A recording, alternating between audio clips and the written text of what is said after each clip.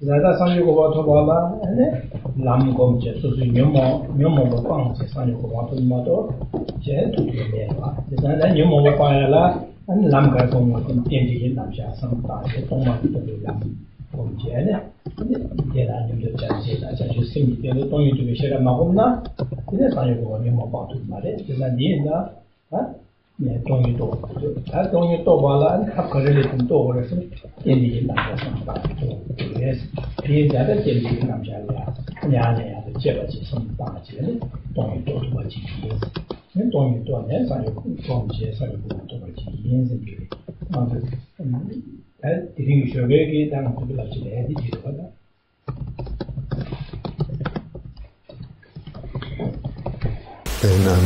Good afternoon. So what did we cover this morning? So this morning we started out by saying that all sentient beings are the same in ourselves as wanting to experience only happiness, wanting to be free from all problems and difficulties, no matter how slight. But despite having this wish and this sincere wish, problems and difficulties befall us one after the other. And often it seems like we are overwhelmed and swamped by unwanted problems and difficulties.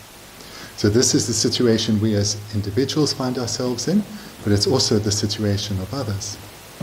When we spoke further, how one should reflect on this, coming to the point of where we understand that to be of benefit to others, one has to become a Buddha oneself, because it's only a Buddha who has the greatest capacity, the greatest skill to lead others. And in order to become a Buddha, one has to be liberated from suffering, liberated from their afflictions oneself. And no matter how much one develops minds such as bodhicitta, love and compassion, these will not alone lead one to the attainment of Buddhahood.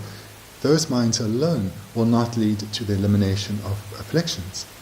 The minds of love and compassion need to be combined with the wisdom realizing emptiness in order to attain Buddhahood. And how to develop this wisdom that realizes emptiness? That is done through meditating on dependent arising. So therefore, we need to meditate in the way that was described this morning.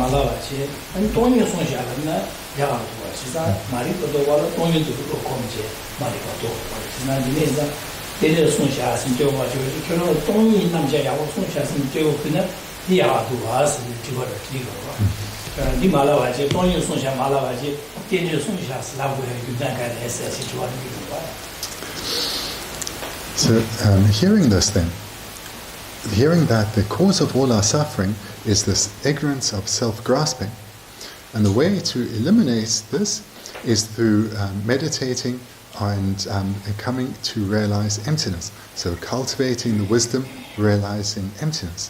And it's only the wisdom realizing emptiness, this mind that understands reality, that is able to completely eliminate the ignorance of self-grasping. Some may have a question about the approach that Geshe Rinpoche is taking here. They may say, but why are you emphasizing dependent arising so, when you're saying that it's the wisdom realizing emptiness, the understanding of emptiness, that this is the primary understanding that we need to cultivate within ourselves. So surely, rather than concentrating on dependent arising and writing this text on dependent arising, we should be focusing on coming to understand emptiness, and we should concentrate on the Buddhist teachings on emptiness rather than dependent arising. So some may have such a doubt.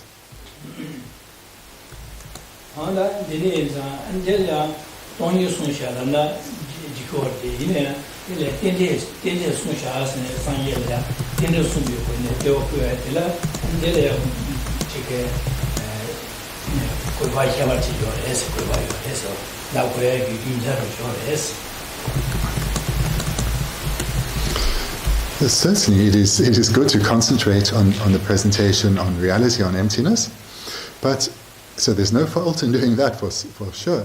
But Buddha Shakyamuni, for a specific reason that Buddha Shakyamuni gave, he emphasized the importance of dependent arising.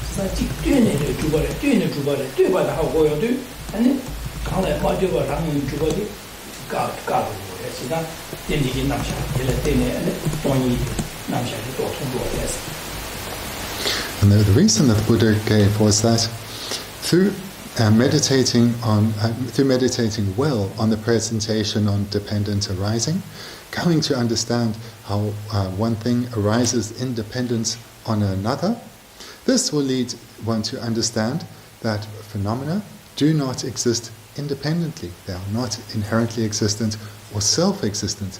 Why? Because understanding dependent arising well, we will see that one thing arises in dependence on another. That then leads us to, that then enables us to be able to understand emptiness much more easily. So in brief, the reason the Buddha gave for the importance of coming to understand and meditate on dependent arising is that it's through understanding dependent arising well that one will be able to understand emptiness much more easily, because one will understand that phenomena do not truly exist or inherently exist.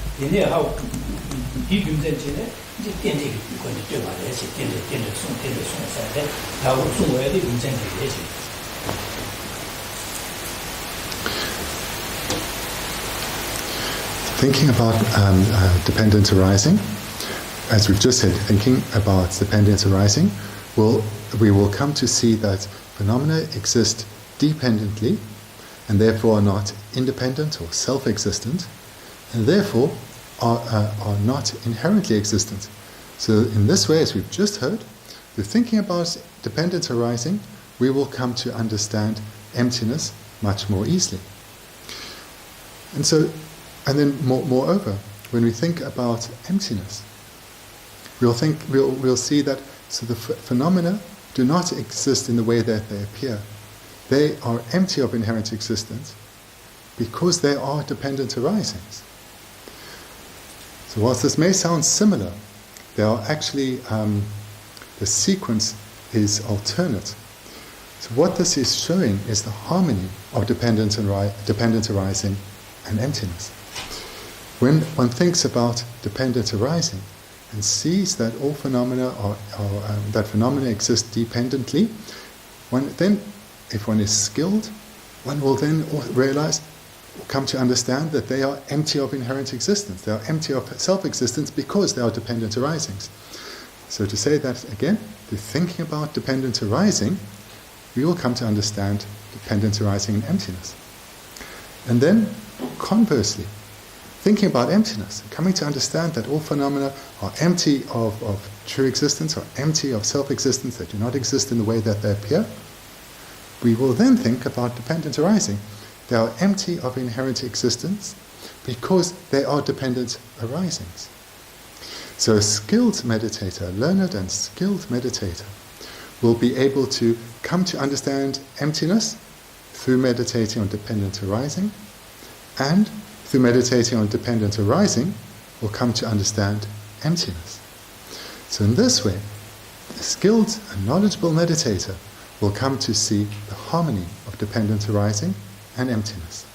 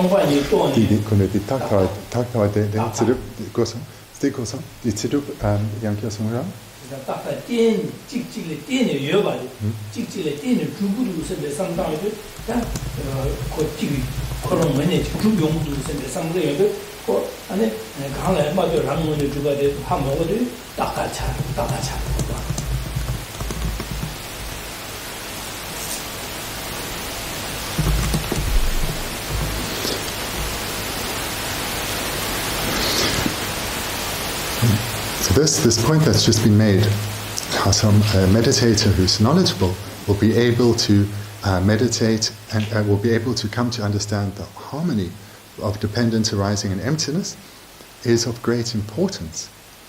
Because if one only thinks about the one but not the other, or doesn't understand the other, then one can fall into one of the extreme views. So therefore it's important that when one engages in meditation on reality, that one meditates on both the emptiness of inherent existence as well as on the presentation of dependent arising. Otherwise, one may fall into one of the extremes. So how so? So if, let's say we investigate and we come to an understanding that phenomena are empty of inherent existence, they do not exist truly, and we leave it at that. We've just meditated on emptiness, and we come to this understanding of emptiness, the phenomenon we are meditating on. We see it doesn't exist in the way that it appears. It is empty of existing in that way, and we leave it at that, just at the meditation on emptiness. There's a possibility we will think that phenomenon doesn't exist at all. And that is then the extreme of nihilism, when we think that something doesn't exist at all that does so, then we fall into the extreme of nihilism. So in this process, we just meditated on emptiness, but haven't thought about dependent arising. Conversely, so if we meditate on dependent arising, and we come to understand that the phenomenon that is our object of meditation is a dependent arising, it arises in dependence on other, then we come to an understanding that this phenomenon is a dependent arising. But if we don't think about emptiness now, the emptiness of inherent existence, we may actually end up thinking, this phenomenon really exists. This phenomenon really exists because I've come to see that, it exists in dependence on that. So therefore, it really exists.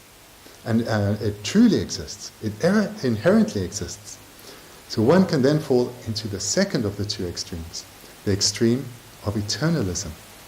You have it on your sheet, sometimes called the extreme of permanence, but the extreme of eternalism. So here, we need to meditate with knowledge on these two presentations, the presentation on emptiness and the presentation on dependent arising, so as to avoid the possibility of falling into the extremes of either nihilism or eternalism.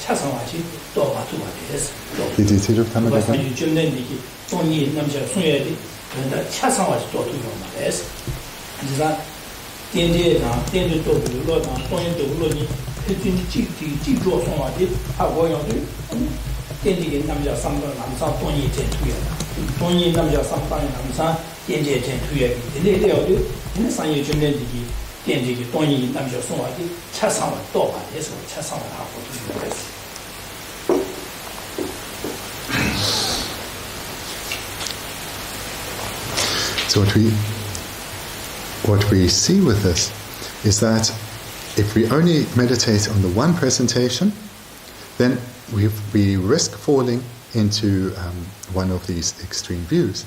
So if we only meditate on emptiness, but don't think about the presentation on dependent arising, we may fall into the extreme of nihilism. And conversely, if we only meditate on dependent arising, but we don't think about the presentation on emptiness, we risk falling into the extreme of eternalism. But if we meditate on the two, what we find is that meditating first, let's say, on emptiness, and coming to an understanding of emptiness, the realization of emptiness, this understanding or realization of emptiness will then aid our meditation as we progress to meditating on the presentation of dependent arising. So the first realization aids the second. As we realize one, we can much more easily realize the other. And same conversely, if we start by meditating on dependent arising, and we come to an understanding or realization of dependent arising, that then serves to aid our reflection on emptiness and aids our attainment of our wisdom understanding emptiness. So therefore, these two help each other. By meditating on one, we then can one effectively, we can then much more easily realize the second. So if one wants to understand the Buddha's presentation on reality completely, one should not approach it through meditating just from one perspective, either on the presentation on emptiness or the presentation on dependent arising, but rather needs to meditate on both, meditating first on the one and then straight away on the other one afterwards.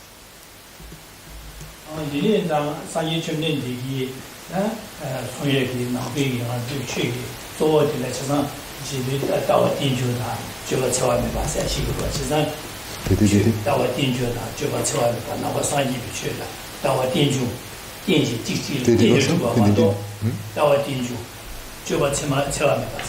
Juba Tsema Meba. Tsewa Meba. Tsewa. Tsewa Meba. Jamba the Tsewa easy so Tsewa. Okay. Then it did go to the Yankee. Juba Tsewa Meba. Juba Tsema Meba. Juba Lama? Juba Lama. Jamba the Tsewi to Juba said, not to share the new Juba. Okay, how does it? Juba share the new here, and how you're going to Juba share the two Tamaja share. Simply Juba and share and just get some of the Navasanji Chili, two new to do your our Tinju, Juba Tsewan. Our Tinju Lanagasan, she can eat in a teacher the dinner to Mato, my dinner to your Maries, and some of our and dinner with our carrying the dinner to Mato, your Maries. The Juba Tsewan Meba City, Suzuki, the Juba. Shannon never hear your marriage, Shannon never get up, and Yako, Shannon never Janzi or something. Shannon, there was a jungle. Yes, Shannon painted some yes. Navasanji, you shoot, Jachin, what you do, you know, dinner to injure the Juba Tsewa and the Basin, dinner to do.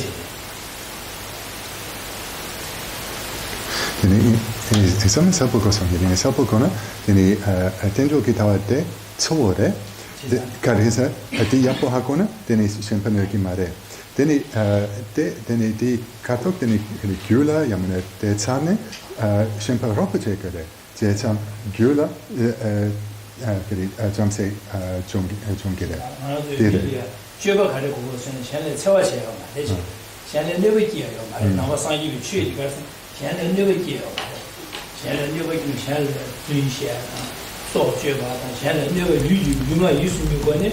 Juba because the Luma with Juba Java, this Shannon never keep your man.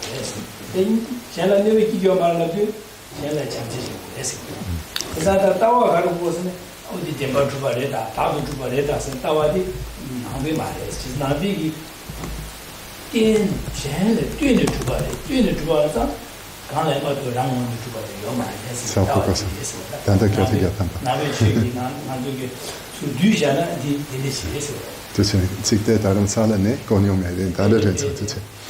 Sorry, I was using a term I hadn't heard since I was in Dharamsala, so but now I remember. So sorry for that. Okay, so if someone asks us what is the core of Buddhism, or the core of the very essence of Buddha Dharma. So we can reply in two ways, or two aspects. So we'd say the core view, the core philosophy, is that of dependence arising, what we've been hearing about. And then the core behavior would be that of not harming others. So if we were we were needing to summarize to someone what is the essence of Buddhism, we'd say the philosophy is one of dependence arising, and that the behavior would be non-harmfulness. So that is, if we really wanted to summarize Buddhism, and if we wanted then to say a little bit more, we could talk about the relationship between the two.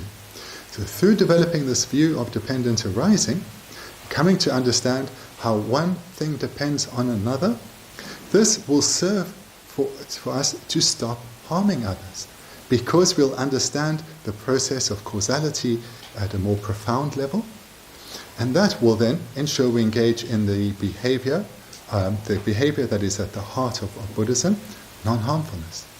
So again, through developing the view of dependence arising, we will then come to understand causality well. And through understanding that well, we will engage in the core behavior of Buddhism, which is not to bring harm to others. I didn't suggest about it.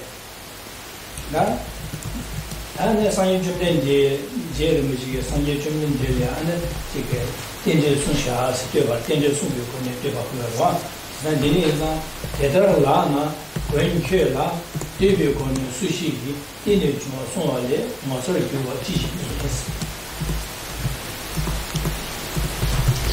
Now we come to the next verse, the fourth verse. So we're seeing here that Geshe Thubten is praising the Buddha for having taught dependence arising. That being so, O protector, who could find a more marvelous way to praise you than for teaching dependent arising? Lama,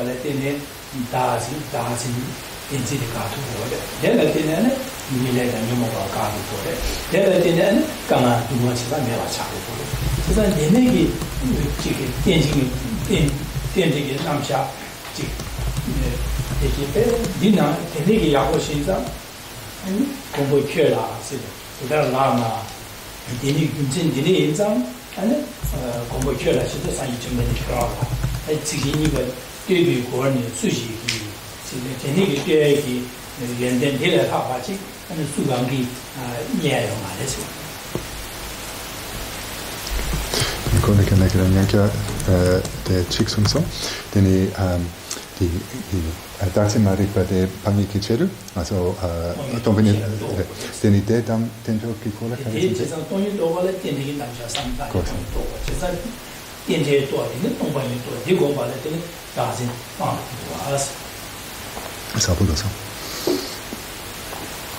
And the first line, that being so, O protector, that being so refers to then what we were looking at previously, that all problems and suffering and unwanted situations that we experience come about independent on causes and conditions.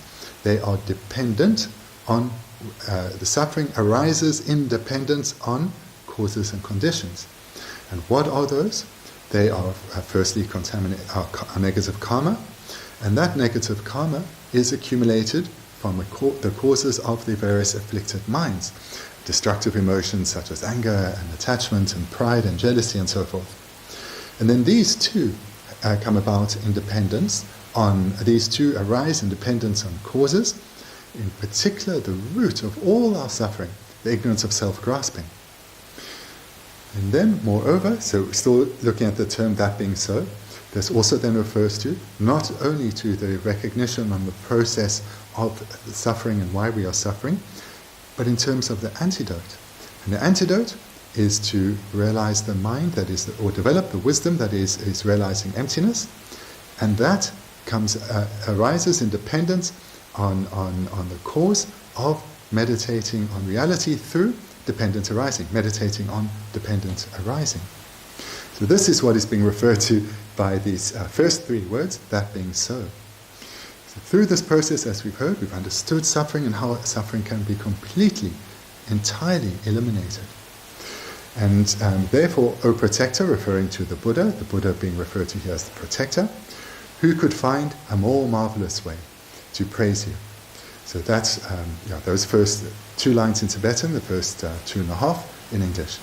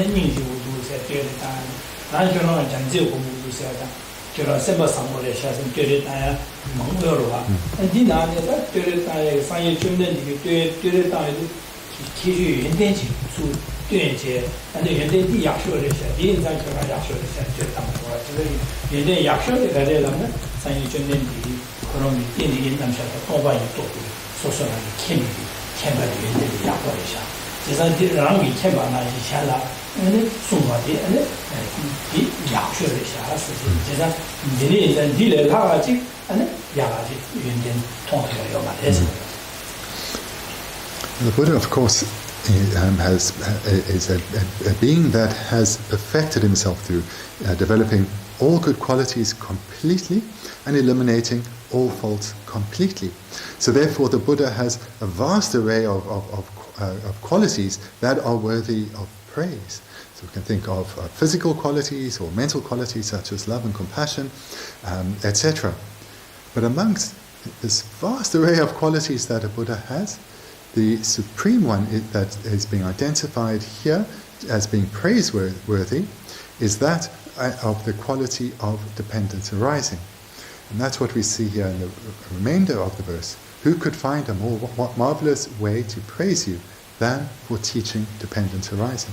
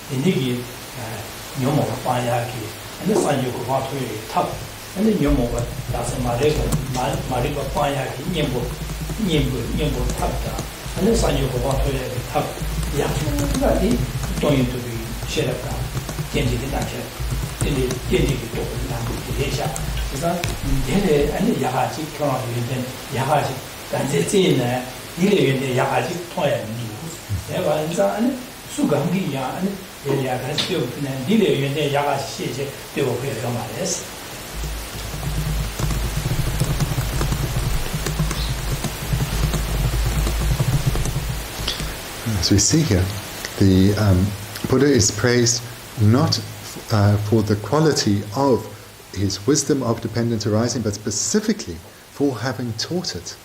Because through having taught how to cultivate the wisdom realizing emptiness through dependence arising, then the Buddha taught the method for abandoning not just suffering, but actually the very root cause of suffering.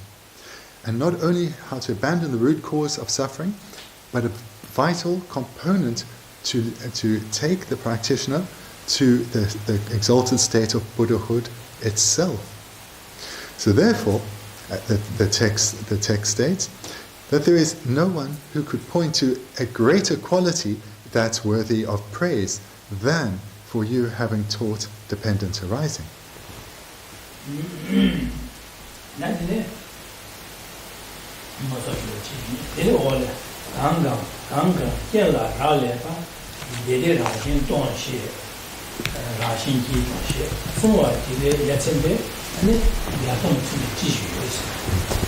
Now we come to the fifth verse. Whatever depends on conditions is itself empty of inherent existence. What excellent method of instruction is more extraordinary than this teaching?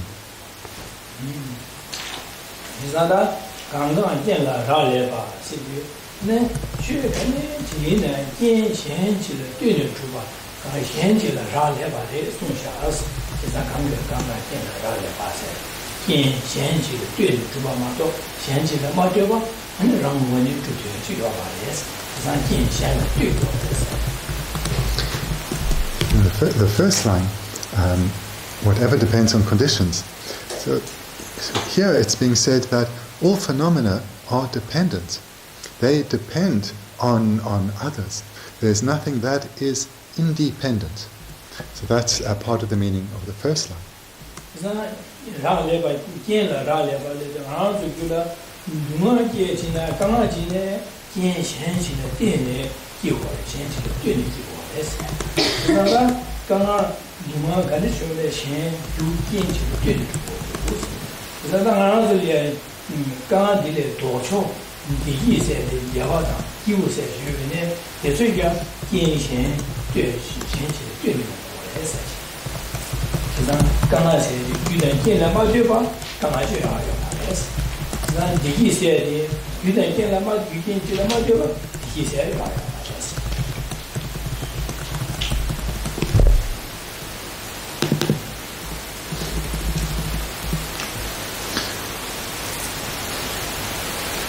when it's said that all phenomena are dependent, this then refers to outer and inner phenomena. So inner phenomena, such as our minds, are also dependent. They're not self-existent. They're not independent of anything outside of themselves. They are also dependent. So for example, our experience of sufferings and problems and difficulties, so there's these minds of suffering or unhappiness, these are dependent arisings. These inner phenomena of our minds of suffering and unhappiness, these two are dependent. Likewise, the opposite minds of those, minds of happiness, minds of peace, these too come about in dependence on causes. They too are dependent. So in brief, when it's said that all phenomena are dependent, this refers also to the inner phenomena such as happiness and suffering. They too arise in dependence on causes.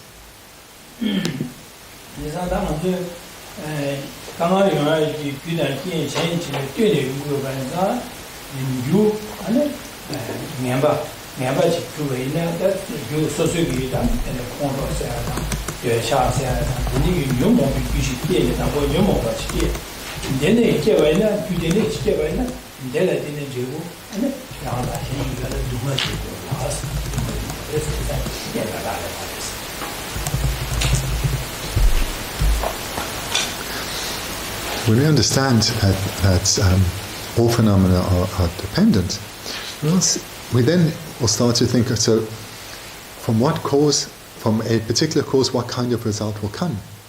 So if the cause is unwholesome or negative, such as a mind like attachment or anger or pride, then being an afflicted mind, then the result that will come from this will be a result that of suffering, and a result of suffering for oneself as well as for others. So there's this process that if the cause is negative or unwholesome, then the result will be of the same kind, will be a negative result, an unwanted result.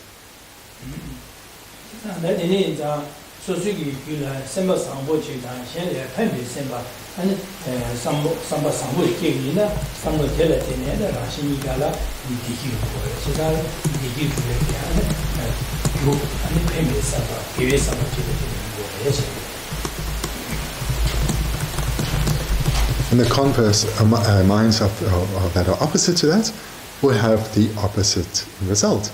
So if one is as a personality that is generally kind-hearted, if one is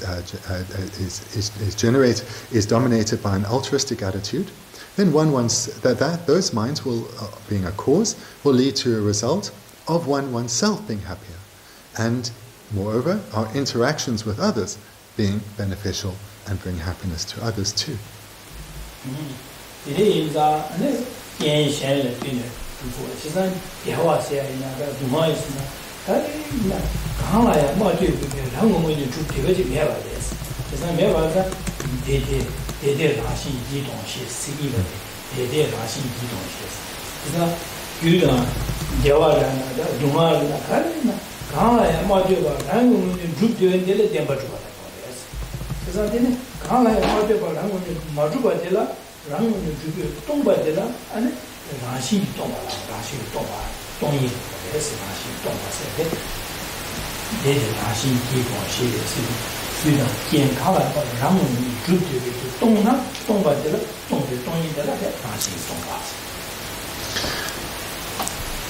So in the first line, we're looking at dependent arising.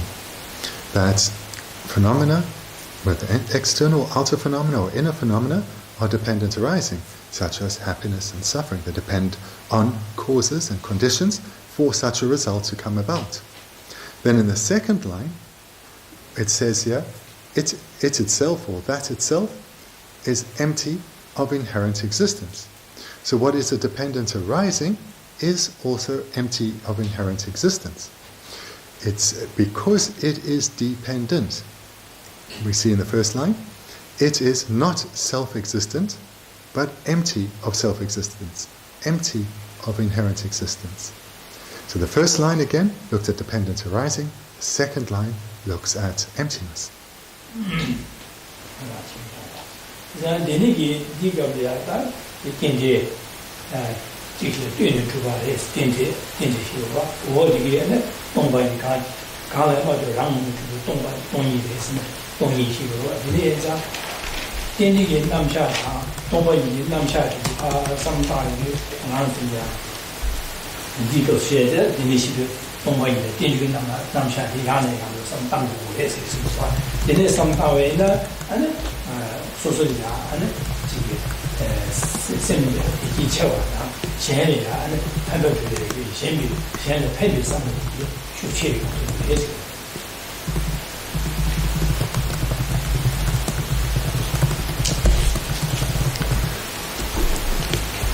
So these first two lines then, first being on the presentation dependent arising, the second on the presentation of emptiness.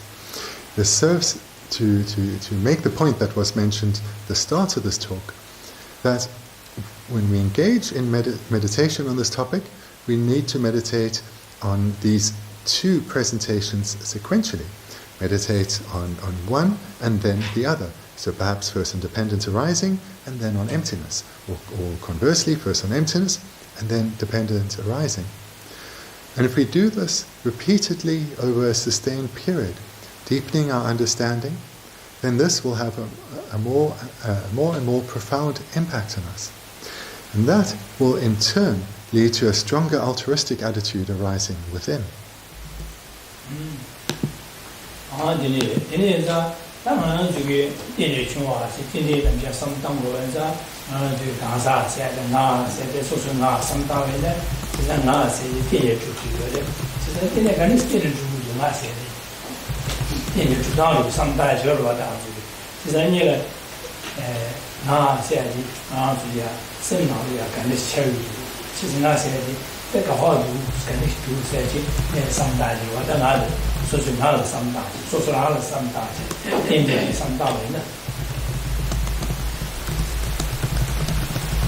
So let's then look again at how to meditate on dependent arising, and do so in relation to the I, or the person, or the self.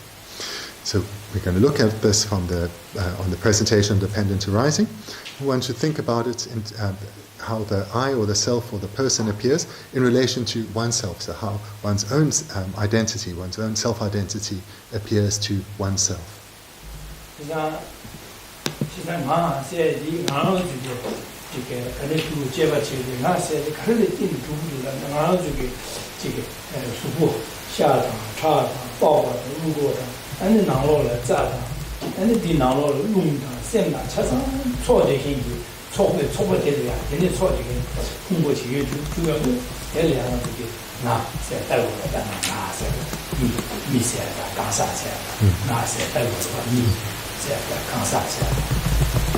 So usually when we think of person, then what appears to the mind spontaneously would be some kind of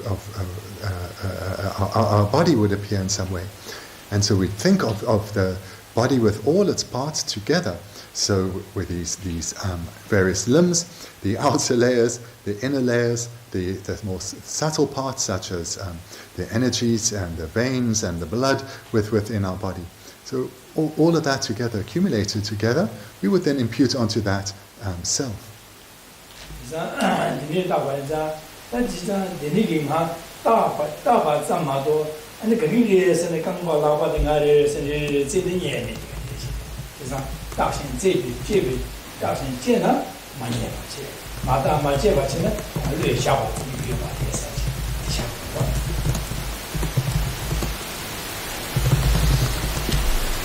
And then if we were though to investigate our body, to find where is this I that appears to be self-existent, where is it to be found within the body, we wouldn't find it in any individual component, nor in the accumulation of the various parts. So what that then shows, when we investigate for the self, we don't find it. But if we don't investigate it, it's there because it is imputed by mind.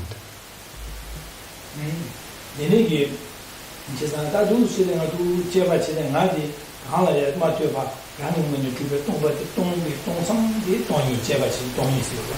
But the nigger Tony here and then, the nigger Tony, Tomba in Tony. Jizanda, the nigger Tonsan, Horongale, I had the Tingo, that is Tomba in the Tinge, Marie, Tingo, the Tingo, Tomba in the Tinge, chicken. Tombani de young tenjo rebe.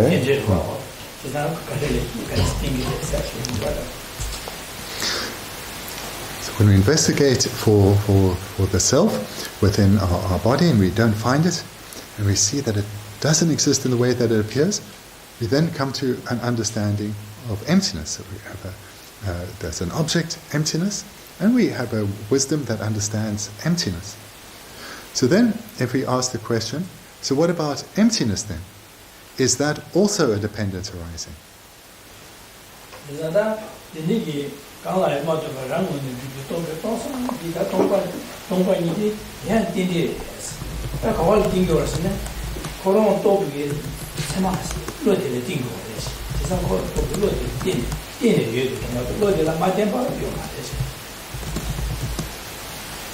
Lola Matenna. Lola Matemba, Yomates. There's a Lola Din. Lola Matakna. Matemba, Temba. She's a Lola Din, Yomates. Coron Tomba into the Sema de la Din, Yomato. Coron Tomba into the Sema de la Matemba, Yomates. So again, we've meditated on the self, looking for the self, come to an understanding of emptiness, and then we reflect, so emptiness itself, is this too, or is this also a dependent arising? So yes, emptiness is a dependent arising. So we saw here on the first line, whatever depends on conditions, etc. So emptiness is a phenomenon that is a dependent arising. So how is emptiness a dependent arising? Emptiness needs to be imputed by a valid cognizer. And mind is a specific type of mind that is called a valid cognizer. So emptiness needs to be imputed by a valid cognizer. Therefore, emptiness is reliant on mind. If there is no mind imputing emptiness, no emptiness. So emptiness is dependent. What is the emptiness dependent on? It's dependent on a mind imputing emptiness. This mind in particular is a type of mind called a valid cognizer.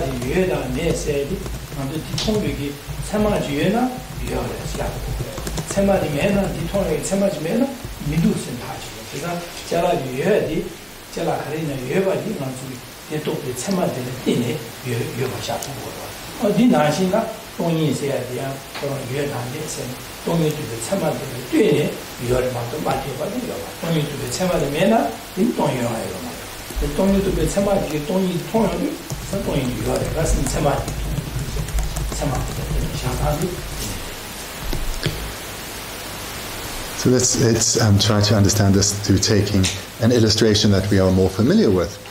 So when we've perhaps misplaced something, and now we're searching for it, and we're looking all over thinking, is my phone or my keys, because usually it's keys, are my keys in this particular room, and we look everywhere, and we don't find it, we can then say, the keys are not in this room. Or alternatively, we find the keys and say, excellent, here they are, I found the keys. So whether the keys exist in the room or not is dependent on whether there is a mind involved. So that one requires a consciousness, a mind to be involved with finding the keys, recognizing that these are the keys. If there's no mind recognizing the keys, then one cannot say that they are present, they are in that room. Even if they are not being found by consciousness, not there. So similarly then, with looking for the self, Similarly with emptiness, Similarly with emptiness, it requires to be found or realized by a valid cognizer for there to be emptiness. If there is no valid cognizer realizing emptiness, there is no emptiness.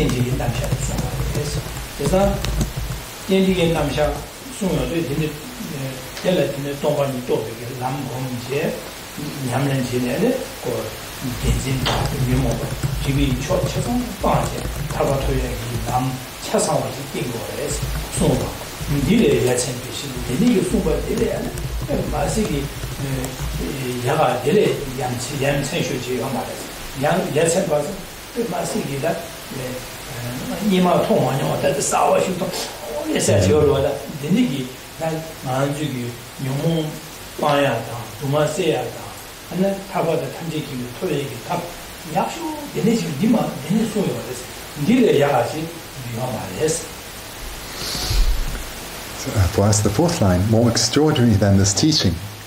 So this line then is saying that to achieve happiness, as we've been hearing, to achieve the result of a happy state, one needs to develop the causes. To eliminate suffering completely, one needs to eliminate the causes of suffering. And how is this done? It's done through cultivating the mental part of dependent arising. And moreover, it's through training in the presentation on dependent arising that one is able to completely eliminate the ignorance of self-grasping and thereby all the resulting afflicted minds that lead to the accumulation of negative karma and suffering. So therefore, what can be said to be more extraordinary than this teaching?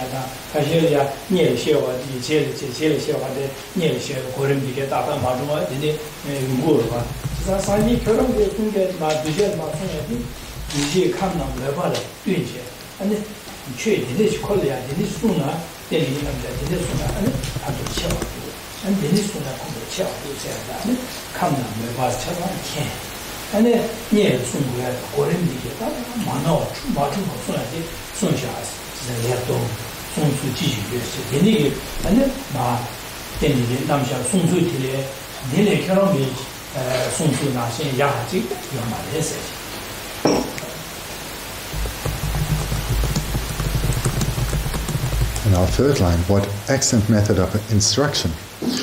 So this then is referring to when the Buddha taught the presentation of dependent arising, and he taught it in an unmistaken way. And he did so in accordance with the individual dispositions and inclinations or personalities of his students. So we would have, in a worldly context, then the correct sequence of how to achieve something may not be presented, or the very best sequence.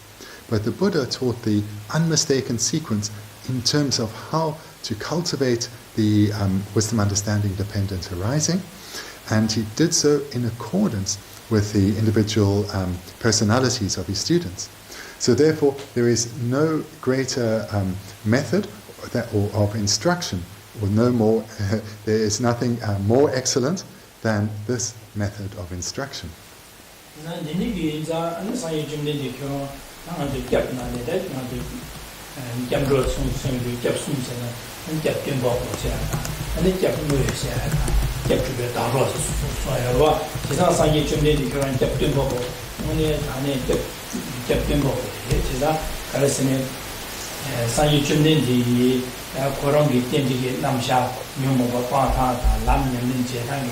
차시 타와 캠마지 캠지라네 야 두셔야 아니 장바다 제유네 마노와 마추고 숨겨 봐야자 먼저 산이 중년이 제수장지 산이 중년이 손에 손전이 되려야 저기 최선 양년치 공부이나 아니 하나도 있네 이게 주야다 한중하세요 한 마음보다 다른 산이 중년이 코로나 시기 교투야 이거에서 그래서 산이 중년이 약 그거 마노 약속이 돼서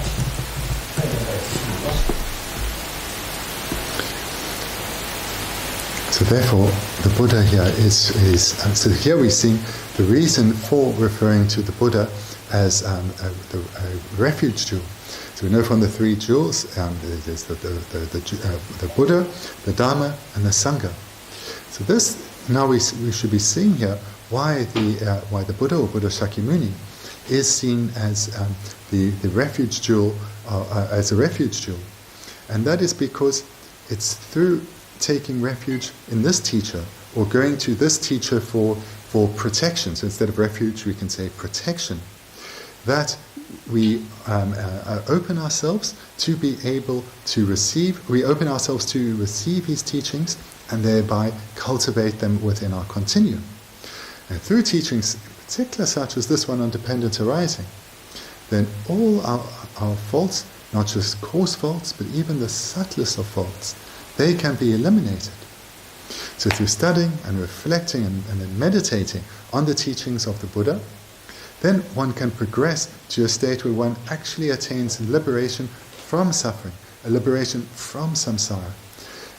And if one trains completely in the same way as the Buddha did, then one can actually attain an enlightenment, a state of enlightenment, just like the Buddha himself. So therefore, the Buddha is worthy of being called a refuge, a worthy being to go to for protection.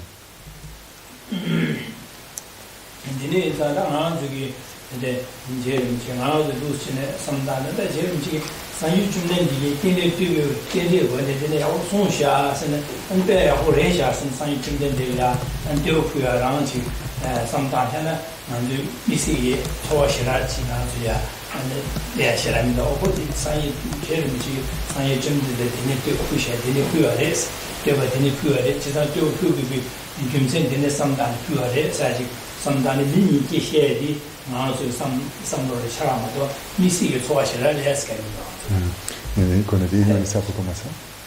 di samdori tusan samdani jeremi chigi sanyi jumde dewa kuya lēs jisna di tene sumbi kunye dewa kuya lēs kunyi Geshe di lēs di samdana ngāzu tsuwashira lēs kari Also die kola samamatang na tsore konyi 제를 지게 상에 좀 되게 또 부바레스네 디삼 삼타와나 나좀 좋았을게 야간도 그런 가이드도 좋았을게 싫어도 코로나이 기회에 나도 삼다비를 쳐봐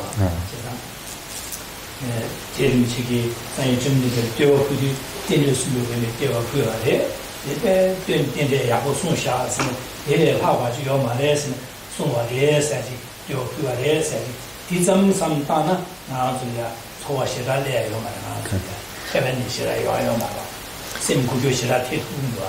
die Tsongkhapa Rabten. 태종만에 샘이야 팽도아 싶다. 샘이 남사 요시라 rum도아. So hearing the aspects of this presentation where Geshe Rinpoche is praising Buddha Shakyamuni for his quality of his realization dependent arising and then having taught it.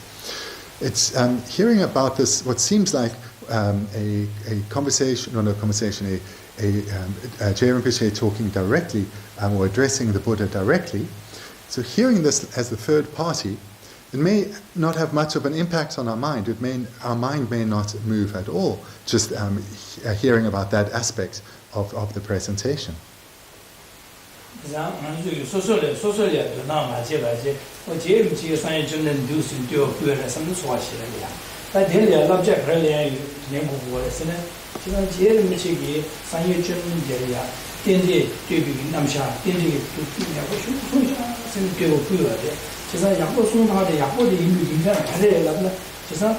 지금 강아지게 세 저거 용모 받는 this year don't you to be share 공 대 don't you to be share 공마라 don't you to 오늘 송샤 세상 제일 미치게 딩안 줄 랍지는 거래 세상 산이 좀는 이게 안 주게 용모가 강아지기 탑시 강아지 근데 용모도 제 세상 뭐 줘야지 이제 용모다 뭐 줘야지 세상 단지 강아지 남들이 공부를 되는 남의 지역을 되는 공부를 대신에 세계 세상 제름 지기 상에 좀 될라 되는 수도 되고네但好是那些今年的结果是中国的生意但好是都上大外的好是呀生意而且做起来有多的 So we may feel a little bit distant from this text in the sense that, well, I'm very happy that Lama Tsongkhapa saw the great benefit in this, and therefore he's praising the Buddha. No, that's very nice, but what does it mean to me? So that is why there's the meaning behind this. Why does this mean something to us? And this we need to think about. Because one being who's said to be a holy being praising another being who's said to be a holy being, that can seem quite distant from us. So we need to understand how it relates to us so that we can have some emotional engagement. So through understanding why dependent arising is so important, we then understand why dependent arising is praiseworthy. And if we don't understand well the importance of dependent arising, then whether it's being praised or not, it doesn't really impact much on our lives. But if we understand the importance of dependent arising, that it's through first understanding and then reflecting on dependent arising well, that we will be able to eliminate all the suffering in our continuum. And not only will we be able to eventually eliminate all our suffering and never experience it, but we will be able to help others, have a beneficial impact on others, a beneficial impact of real value. So if we think about why dependent arising is important, and therefore why Geshe Rinpoche is praising the Buddha for having taught this, then an interest will arise in us, an interest to hear about the teaching, an interest to reflect on the teaching. So it's for this reason that Geshe Rinpoche composed this text and is encouraging us to think about the meaning of dependent arising.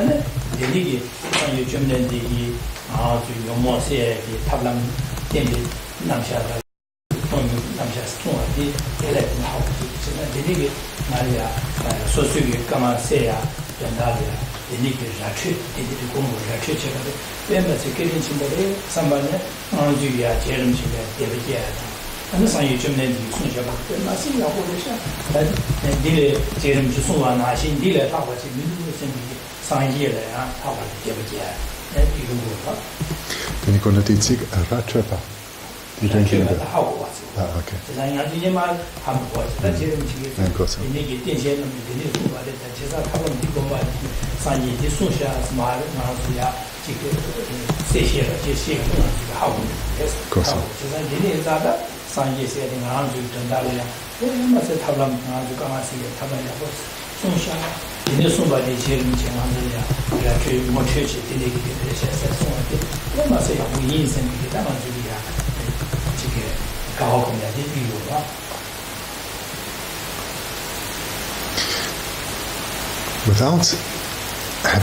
Without coming to hear and read about the presentation on dependent arising, this is something that is unknown to us.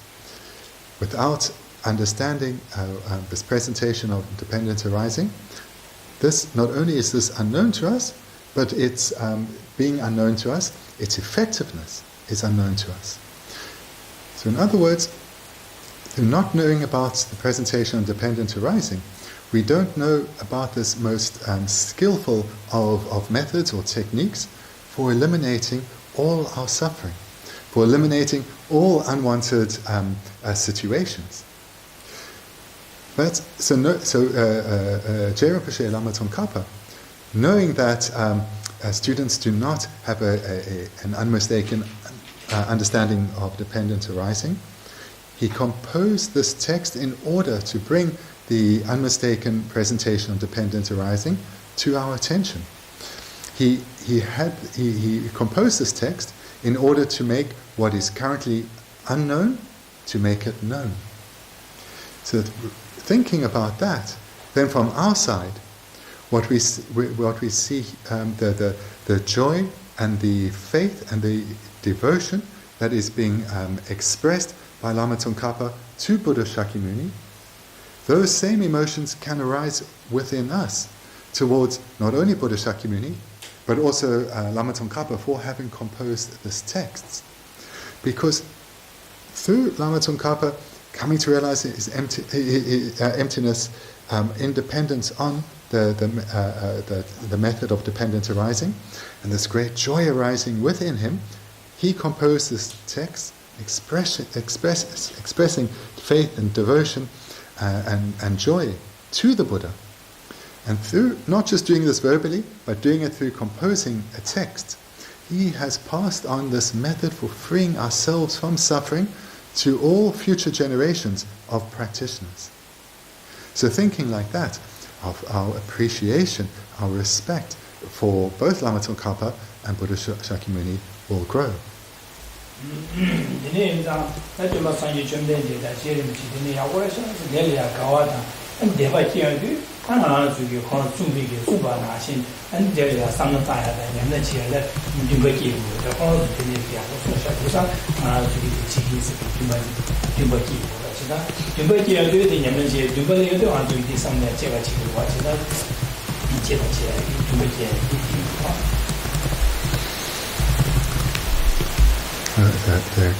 The stronger joy and faith arise within us.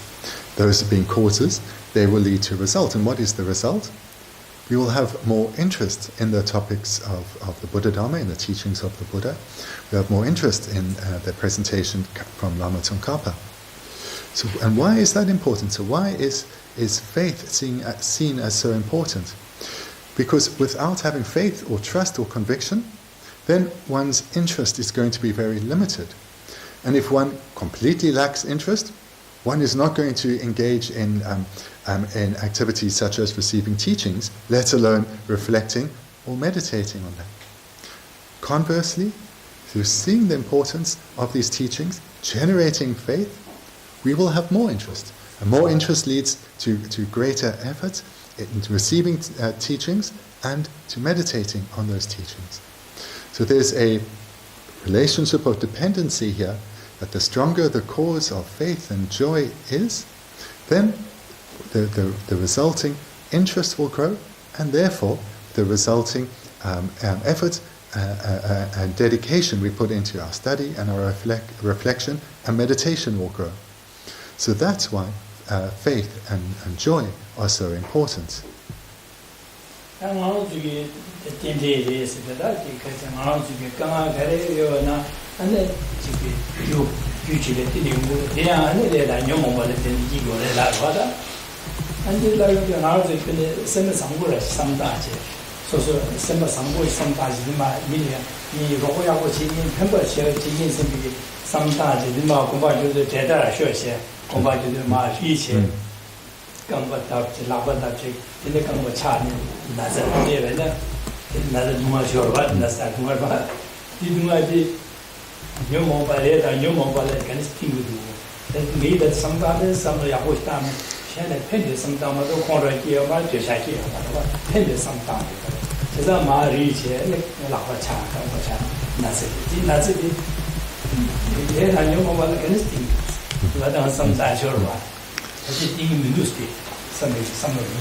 So it's possible that there's some doubt, because we've heard here that we've spoken, of course, a lot about dependency. We heard about dependence on causes and conditions. So here we are particularly talking about our suffering as a result comes from our afflicted minds. So, but then what happens when, for example, we're in not just a good mood, but we actually have our mind is dominated by virtuous minds, such as love or compassion. And let's say we're walking from the teachings here, and we're in a positive, virtuous mental state, and we're walking to the car, and then we fall over and we hurt ourselves. Then we may think, hang on, my mind, my mental state was in a virtuous direction. So it was a cause, and then I fall over, and I hurt myself, and that clearly is a result. So how can this work? Because my mind was in a virtuous direction, and then I have a suffering result. So that may seem a little strange then.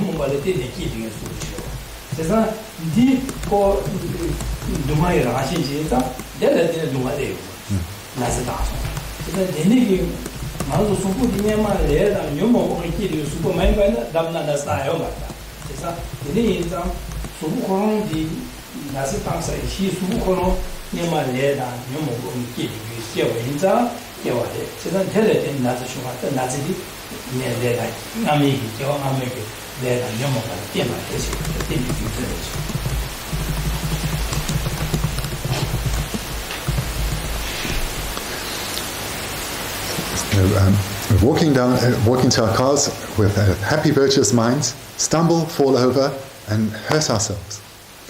So, what's the relationship then of cause and effect in this state? Well, if we want to talk about it in a very coarse way, we now have an aching arm, and why is that aching? Well, our arm came into contact rather forcefully with the ground, so we can say that the cause of our pain is the ground or the rock that we fell on. But that's, of course, a rather coarse way to think of it. But the reason that we are now suffering this physical pain is because we have this body. And this body is a result. It came about in dependence on karma that we have accumulated in dependence of our afflicted minds. So it's because of karma accumulated in previous lives that ripened and led to this accumulation, the result of this body, that we are able to experience this suffering now, the suffering that has come from falling over. So therefore, we are suffering now due to negative karma that has been accumulated in a previous life, or due to karma that has been accumulated in a previous life.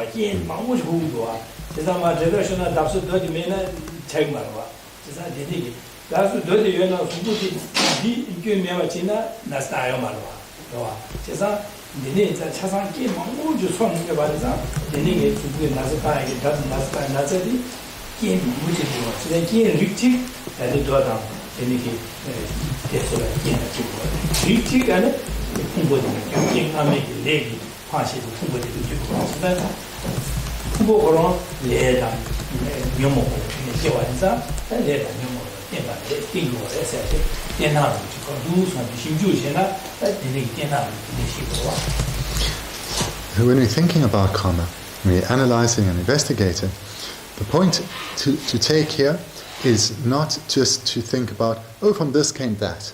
Even if the presentations are often like this, what tends to happen is there are many levels of subtlety that, in terms of the causes and the conditions, that interact or interplay to have a particular result.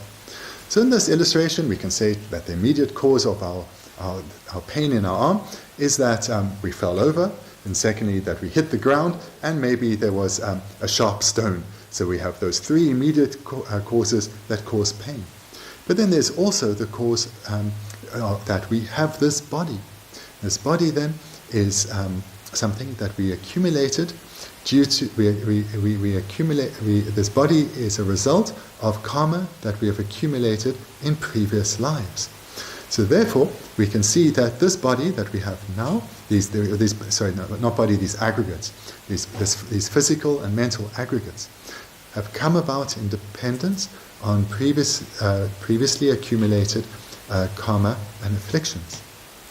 So therefore, when we're thinking about the causes and conditions of suffering or happiness and so forth, we need to think beyond just, from this comes that, or this result came from that cause, because there tends to be much more, far wider interplay of causes and conditions leading to a result.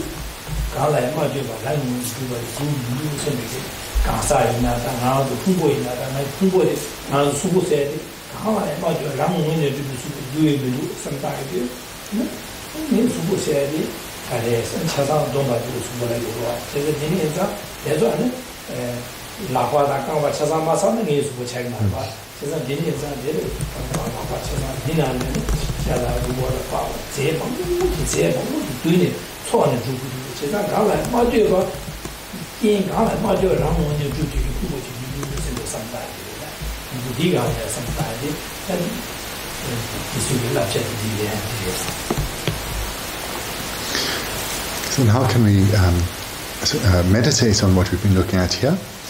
So just to then summarize what we've covered this weekend is looking at this presentation of dependent arising.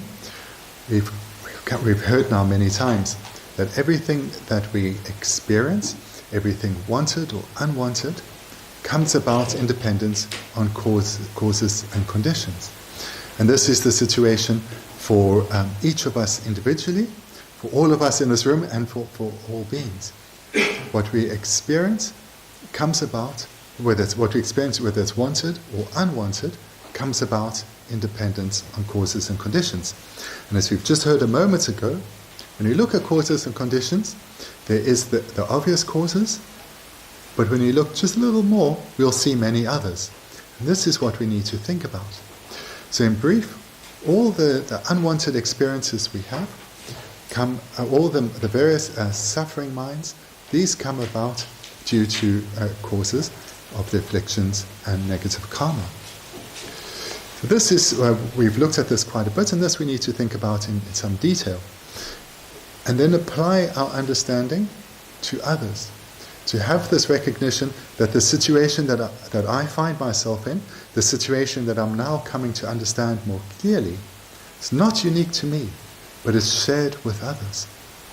And in the same way that I want to be freed of this suffering situation, so too do all sentient beings.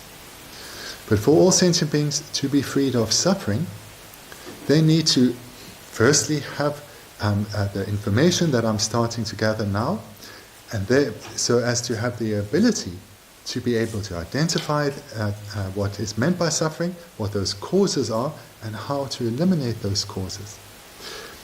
And without knowing that, they really have no way to eliminate their suffering.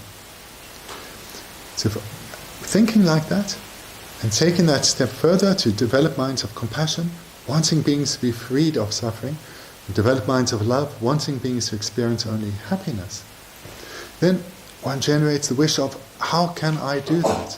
How can I actually be of real benefit to others, bring lasting benefit into the lives of others? And that is only through becoming the most skilled of guides, by becoming a Buddha. So thinking like that, we then generate this commitment to strive for Buddhahood. And now, from what we've been hearing now in previous years, it's clear that to become a Buddha, one has to practice the six perfections, in particular in our context, that of the perfection of wisdom. And that means here we need to eliminate the ignorance of self-grasping, the cause of all our suffering, and the same cause for all the suffering that beings are experiencing individually. How to eliminate this? We need to develop the wisdom realizing emptiness. And how to develop the wisdom realizing emptiness? Meditate on dependent arising, as has been said here. So this is the technique that we need to apply for ourselves.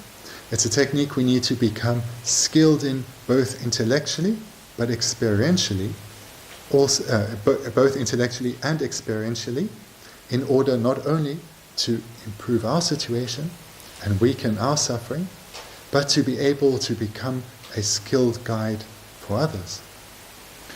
So when we then engage in the meditation, because I'm just covering it now in brief, you have more detail in your notes. At the start of this talk now, we spoke about how to meditate on dependent arising and emptiness in harmony. And not only how to, but the need to. The importance of not just meditating on emptiness, because there is the danger of falling into one of the extremes, and likewise the importance of not just meditating on emptiness because of the likelihood of falling into one of the extreme views, but rather meditating on one should lead to meditation on the other. And then one can do it in the opposite order. So we spoke about that at the beginning of the class. And that's important for our meditation to be effective. So when you're in your rooms at home and you're reflecting about what we've been covering here, at the time that you're sitting on your meditation cushion or on your chair, you will have various minds present. You may be in a good mood, you may be in a bad mood. So start with that. This mind that's now dominant, maybe it's a mind of hunger, maybe I'm a little bit bored, or I'm thinking of doing something else, or maybe I'm in an annoyed mood. So recognize that. See how that mind appears to you, and then investigate, does it exist in the way that it appears? You'll see that that mind doesn't exist in the way that it appears through following the same process as we've mentioned previously. You'll see then that it's empty of inherent existence, but it's a dependence arising. How so? Then we can think about what causes did it come from. So if I'm feeling a little bit, if I'm feeling unhappy right now, or my mind's frustrated or annoyed, why?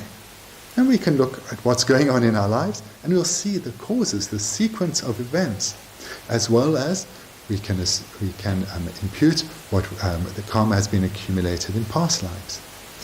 So in this way, we can see that our current mental state, whether it's an unhappy mind or whether we're in a good mood, and we're really happy now, we've made time to meditate, and maybe our mind is peaceful. So investigate that happy mind, that joyous mind. See how it appears to one, and then investigate, does it exist in this way? So in this way, we can investigate our minds. How do they appear? Do they exist in the way that they appear? And the sequence is exactly the same as what we've spoken about in terms of looking for the self, or the I, or the person. We need to see how the sense of self appears to us, how a particular mind appears to us. We will see that it appears to be self-existent, in other words, independent, or not dependent on anything other than itself. And then if that is the case, then investigate. Look for it. See if it can be found. Where is this self-existent mind, or the self-existent self? And coming to see if it's a self that doesn't exist in the body, doesn't exist in the mind, or the accumulation of body parts, or the accumulation of minds, we see that it can't be found, come to understand emptiness. But, as we've also heard, it doesn't mean though that we come to this understanding of emptiness, but it doesn't mean the self doesn't exist at all, or the mind that we're investigating doesn't exist at all. It can be said to exist, but as a mere imputation. Doesn't exist inherently, but as a mere imputation by mind. So that's what we've looked at this weekend, and how you can incorporate it, so in a very brief way, how you can incorporate it in your daily meditation.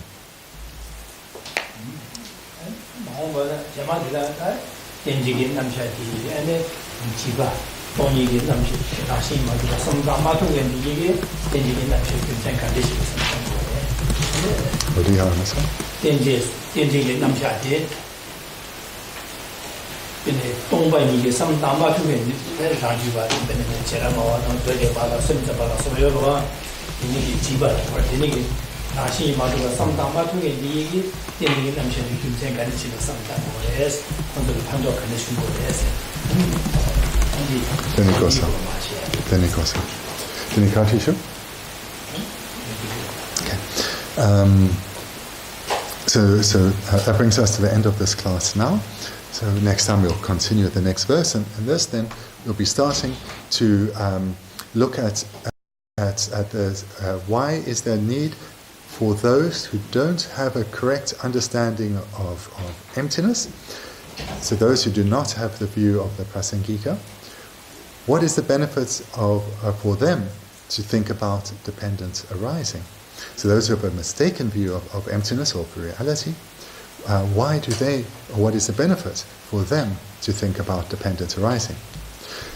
So that will be in a couple of weeks down at the Atisha Center rather than here. But if you've got some questions, then please feel free to ask. Otherwise, if you need to go, please feel free to leave.